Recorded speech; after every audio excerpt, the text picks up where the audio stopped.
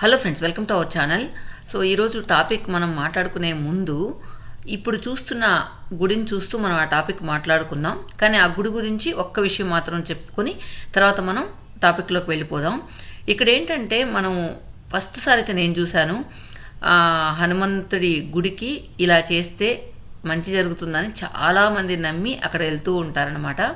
ఇక్కడ విశేషం ఏంటంటే ఒక కొబ్బరికాయ కొని ఆలయంలో ఇప్పుడు మీరు విజువల్స్లో చూస్తారు, అలా కట్టేసేయాలి. కట్టేసిన తర్వాత మనకు ఒక నెంబర్ ఇస్తారు. ఆ నెంబర్ ఎందుకు ఇస్తారు అంటే మన కాయని మళ్ళీ విప్పడానికి వీలుగా ఉండేదానికి. కానీ ఇది 16 రోజుల పాటు ఆ కాయ అక్కడే ఉండాలి. 16 రోజు మనం ఆ కాయని విప్పాలన్నమాట. ఇప్పుడు ఏంటంటే ఆ కాయని కట్టేటప్పుడు 108 సార్లు ప్రదక్షిణ చేసేసి తర్వాత కార్యసిద్ధి హనుమాన్ మంత్రాన్ని పఠించాలి. ఇలా 16 రోజులు అయిపోయిన తర్వాత మనం ఎవరైతే పూజ చేస్తున్నారో మగవాళ్ళు కావచ్చు, ఆడవాళ్ళు కావచ్చు, మగవాళ్ళు అయితే ఆల్కహాల్ ఏం తీసుకోకుండా, నాన్ వెజ్ తినకుండా, అదే ఆడవాళ్ళకనైతే నాన్ వెజ్ తినకుండా ఇలా 16వ రోజు మళ్ళీ కొబ్బరికాయని తీసి స్వామికి నైవేద్యంగా సమర్పించి తర్వాత ఆ వచ్చిన కొబ్బరి చిప్పుతో ఏదైనా స్వీట్ చేసి అది అందరికీ పంచిపెట్టాలి. ఇది 16వ రోజు ముందు తర్వాత వారి కోరికలు ఖచ్చితంగా నెరవేరుతాయని చెప్పి ఇక్కడికి వచ్చిన భక్తుల్లో చాలామంది చెప్పిన నగ్న సత్యం అన్నమాట. అందుకే మేము ఈ వీడియో చూపించడానికి కార్యసిద్ధి వినాయకుడి గుడికి వెళ్ళాం. సో ఇక్కడ అన్నీ కూడా మీరు విజువల్స్ చూడొచ్చు. దీని గురించి తెలుసుకోవాలంటే ఫుల్ నేను లింక్ అంటే దీనికి సంబంధించిన లింక్ డిస్క్రిప్షన్లో ఇస్తాను. దాని ద్వారా మీరు ఈ వీడియోకి సంబంధించిన మ్యాటర్ అంతా కూడా మీరు చూడొచ్చు. ఇక ఈరోజు టాపిక్లోకి వచ్చేటప్పటికి మనం ప్రతిరోజు చూస్తూ ఉంటాం, పాపాత్ములు ఎన్ని పాపాలు చేస్తున్నా కూడా దేవుడేంటబ్బా వీళ్ళని శిక్షించలేకపోతున్నాడు. మనం ప్రతిరోజు వింటూ ఉంటాం, అయ్యో ఈ వ్యక్తి చాలా మంచోడు కానీ భగవంతుడు ఇతనికి అన్యాయం చేశాడు. ఇలాంటివన్నీ కూడా సహజంగా మనం అందరూ అనుకునేవి, చుట్టూ వినేటివి కూడా. ప్రతిరోజు మోసాలు చేస్తూ అందరికీ దుఃఖాన్ని కలిగించేవాడు మాత్రం ఈ రోజుల్లో చాలా ఆనందంగా సుఖాలను అనుభవిస్తూ ఉన్నాడు. వారికి మాత్రం భగవంతుడు శిక్షలు అసలు వేయటం లేదు. భగవంతుడు అయితే అన్నీ చూస్తూనే ఉంటాడు కదా, మరి ధర్మంగా ఉండేవారికి కష్టాలు, అన్యాయం చేసేవారికి సుఖాలు ఇస్తున్నాడు అంటూ ఆ భగవంతుని నిందిస్తూ ఉంటాం. అయితే భగవంతుడు పాపాత్ములు పాపాలు చేస్తున్నా చూస్తూ ఎందుకు ఊరుకుంటాడు అనేది ఒక చిన్న కథ ద్వారా తెలుసుకుందాం. సో దాన్ని మనం విన్నట్లయితే మనకు ఎందుకు అనేది మనకు ఒక క్లారిటీ వచ్చేస్తుంది. సో ఏంటంటే పూర్వం ఒక ఊరిలో ఒక మహాశివుడు గుడి ఉండేది. ఆ గుడిలో భగవంతుని సేవ చేయడానికి ఒక బ్రాహ్మణుడు ఉండేవాడు. అతను ప్రతిరోజు ఆ మందిరాన్ని శుభ్రం చేసి ఉదయం సాయంకాలం పూజలు చేసేవాడు. ఆ బ్రాహ్మణుడు ఎంతో భక్తి శ్రద్ధలతో ఆ భగవంతుని పూజించేవాడు. ఆ బ్రాహ్మణుడు చాలా పేదవాడు. మందిరానికి వచ్చి ఎవరైనా కానుకలు ఇస్తే వాటితోనే అతను కాలం గడిపేవాడు. ఇలా కాలం గడుస్తూ ఉంది.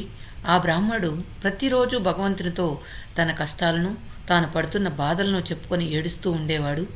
రోజులాగే ఒకరోజు ఉదయాన్నే ఆ భగవంతుని విగ్రహం ముందు నిలబడి ఆ భగవంతుని ఇలా అడుగుతున్నాడు, ఓ దేవా, నీ జీవితం ఎంత సుఖంగా ఉంటుందో కదా. నువ్వు మందిరంలో ఒక దగ్గరే కదలకుండా కూర్చుని భక్తులు చెప్పే కోరికలు వింటూ ఉంటావు. నీకు మంచి మంచి ప్రసాదాలు సమర్పిస్తారు, నీకోసం భజనలు చేస్తారు, ఎన్నో గొప్ప గొప్ప కానుకలు నీకు అందిస్తారు, నీకు ఎలాంటి కష్టాలుండవు, నువ్వు కూర్చున్న దగ్గరికే అన్ని సౌకర్యాలు వచ్చి చేరతాయి. దేవా, నా జీవితంలో ఒక్కసారి చూడు ఎంత కఠినంగా ఉందో. నాది చాలా చిన్న జీవితం, దానిలోనే ఎన్నో కష్టాలు, అనేక రకాల వ్యాధులు. నేను రోజు మొత్తం మీద కష్టపడుతూనే ఉంటాను. అలా కష్టపడుతూనే నా కుటుంబం 2 పూటల తిండి పెట్టగలను. కష్టపడకుండా ఉంటే అది కూడా పెట్టలేను. లేదంటే అందరూ పస్తులు ఉండాల్సిందే. నీకు పాపాలు చేస్తున్న వారు కనబడటం లేదా? వాళ్ళు ప్రతిరోజు పాపాలు చేస్తూ సకల సుఖాలను అనుభవిస్తున్నారు. నా జీవితంలో కూడా నీలాగే ఉంటే నాకు ఎంతో సుఖం లభిస్తుంది కదా. నా జీవితం మొత్తం సకల సుఖాలతో జీవించేవాడిని, నేను కావలసినట్టుగా నా జీవితాన్ని జీవించేవాడిని అని అంటూ చాలా బాధపడతాడు దేవుడి ముందు. ఇదంతా వింటున్న భగవంతుడు విగ్రహం నుండి ప్రత్యక్షమై ఆ బ్రాహ్మణితో ఇలా అంటాడు, ఓ భక్తుడా, నువ్వు తప్పుగా ఆలోచిస్తున్నావు. నువ్వు ఏ విధంగానైనా నా గురించి ఆలోచించావో ఆ విధంగా ఉండదు. దూరం నుంచి చూస్తే అందరి జీవితాలు మనకన్నా సుఖంగా జీవిస్తున్నట్లే కనిపిస్తాయి. కానీ వాస్తవంగా వారి కష్టాల గురించి మనకు తెలిస్తే ఎప్పుడూ అనిపిస్తుంటుంది, నాకంటే ఎక్కువగా కష్టాన్ని అనుభవిస్తారని. నాయన, నేను నా జీవితాన్ని చాలా సుఖంగా జీవిస్తున్నానని, నాకు ఎటువంటి ఆలోచనలు లేవని నువ్వు అనుకుంటూ ఉన్నావు. కానీ నా జీవితం జీవించడం అంత సులభం కాదు. నేను కూడా చాలా విషయాలను ఎల్లప్పుడూ గమనిస్తూనే ఉండాలి. ఎన్నో వ్యవస్థలను చూస్తూ ఉండాలి. మంచివారికి మంచిని ఏ విధంగా చేయాలి, చెడవారికి ఏ విధంగా శిక్షించాలి, ఎలాంటి వారికి ఏ విధంగా సాయం చేయాలి, ఎవరితో ఏ కర్మలు చేయించాలి, అమాయకులను రక్షించాలి, అనాథలను అన్నపానీయాలు సమకూర్చాలి. ఇంట్లో ఉన్న ఒక తండ్రి తన పిల్లలను ఎలా కాపాడుకుంటాడో అలాగే నేను అందరినీ ఎల్లప్పుడూ కాపాడుతూ ఉండాలి. అన్ని బాధ్యతలను ఒకేసారి నిర్వర్తించడం అంత సులభమైన విషయం కాదని అంటాడు. ఆ భగవంతుడి మాటలు వింటున్న బ్రాహ్మణుడు, దేవా, మీరు ఏం మాట్లాడుతున్నారు? ఇవన్నీ చూసుకోవడం అనేది మీకు ఉన్న శక్తులకు ఇది చాలా చిన్న విషయం. మీ స్థానంలో నేను గనక ఉంటే చాలా సులభంగా ఈ బాధ్యతలను అన్నింటినీ కూడా నిర్వర్తిస్తానని అంటాడు. అప్పుడు ఆ భగవంతుడు, నాయనా, నా పనిని నువ్వు చేయలేవు. దానికి చాలా ధైర్యం ఉండాలి. మానవులకు అంత ధైర్యం ఉండదు. మానవులకు కొద్దిగా సుఖం లభించగానే అహంకారం ఏర్పడుతుంది. అలాగే కొద్దిగా దుఃఖం కలిగినా దాన్ని తట్టుకోలేరు అని అంటాడు. ఎంత చెప్పినా ఆ బ్రాహ్మణుడు మాత్రం వినలేదు. చివరికి ఒకరోజు ఆ భగవంతుని స్థానంలో ఉండి బాధ్యతలు నిర్వర్తిస్తానని కోరుతాడు. అప్పుడు ఆ భగవంతుడు, సరేనైనా, నువ్వు చెప్పింది వినడం లేదు కదా, నిన్ను ఒక్కరోజు నా స్థానంలో భగవంతునిగా ఉంచుతాను. నీ స్థానంలో నేను జీవిస్తాను. నేను చేసే పనిని నువ్వు ఎంత సులభంగా చేస్తావో చూస్తాను. కానీ దానికి కొన్ని షరతులు తప్పకుండా పాటించాలి. అవి ఏంటంటే, ఈ గుడిలోకి రోజు చాలామంది వస్తూ పోతూ ఉంటారు. అందులో మంచివారు ఉంటారు, చెడ్డవారు ఉంటారు. భగవంతునికి అందరిపై అధికారం ఉంటుంది. మంచివారు చెడ్డవారు అందరూ కూడా నా పుత్రులే. కానీ ఫలితాలు మాత్రం నేను వారు చేసే కర్మలను బట్టి ఇస్తాను. నాయన, ఈ గుడిలోకి ఎవ్వరు వచ్చి నీ ముందు మాట్లాడినా నువ్వు మాత్రం మౌనంగానే ఉండాలి. ఏమీ మాట్లాడకూడదు. కేవలం వారి మాటలను మాత్రమే వినాలి. వారు చేసే మంచి చెడు కర్మలను చూడు. ఏం జరిగినా నువ్వు మాత్రం ఏమీ అనకూడదు అంటాడు. దానికి ఆ బ్రాహ్మడు ఒప్పుకుంటాడు. ఇక భగవంతుడు ఆ రోజు కోసం బ్రాహ్మణ్ణి భగవంతునిగా మార్చేస్తాడు. ఒక్కరోజు కోసం. ఇక బ్రాహ్మణుడి స్థానంలో భగవంతుడు వచ్చేశాడు. చాలా కొద్దిసేపటి తర్వాత ఆ గుళ్ళోకి ఒక ధనవంతుడు వచ్చి, భగవంతుడా, నేను చాలా ధనాన్ని సంపాదించాను. ఈరోజు నేను మరో కొత్త వ్యాపారం ప్రారంభించబోతున్నాను. నన్ను ఆశీర్వదించి నాకు ఎక్కువ లాభాలు వచ్చేలా చూడు స్వామి అంటూ కొద్దిసేపు గుడిలోనే కూర్చుంటాడు. అలా కొద్దిసేపు కూర్చుని లేచి వెళ్ళేటప్పుడు తన జోబిలో నుంచి ఒక చిన్న ధనం సంచి క్రింద పడిపోయింది. దాన్ని అతను చూసుకోకుండా అక్కడి నుంచి వెళ్ళిపోయాడు. అక్కడ భగవంతుడుగా మారిన బ్రాహ్మణుడు ఇదంతా చూసి, అయ్యో, అతని ధనం సంచి ఇక్కడ పడిపోయింది, అతన్ని పిలిచి సంచి గురించి చెప్దామని అనుకుంటాడు. కానీ ఏమీ మాట్లాడకూడదని భగవంతుడు పెట్టిన షరత్తు ఉంది. అందుకే మౌనంగా ఉండిపోయాడు. ఆ తర్వాత కొద్దిసేపటికి ఒక నిరుపేద వ్యక్తి ఆ గుడిలోకి వచ్చి, దేవా, నేను చాలా పేదరికంలో ఉన్నాను. నా కుటుంబానికి నేను సరిగ్గా భోజనం కూడా పెట్టలేకపోతున్నాను. ఇంట్లో నా తల్లి అనారోగ్యంతో ఉంది. ఆమె వైద్యానికి కూడా నా వద్ద డబ్బులు లేవు. ఇప్పుడు నేను ఏం చేయాలి? నాకు ఏమీ అర్థం కావటం లేదు. మీరు ఏదైనా మార్గం చూపించండి స్వామి అంటూ వేడుకుంటాడు. అలా ఆ వ్యక్తి గుడిలో నుంచి తిరిగి వెళ్తూ ఉండగా అతనికి ఆ సంచి కనిపించింది. వెంటనే అతను దాన్ని తీసుకుంటాడు.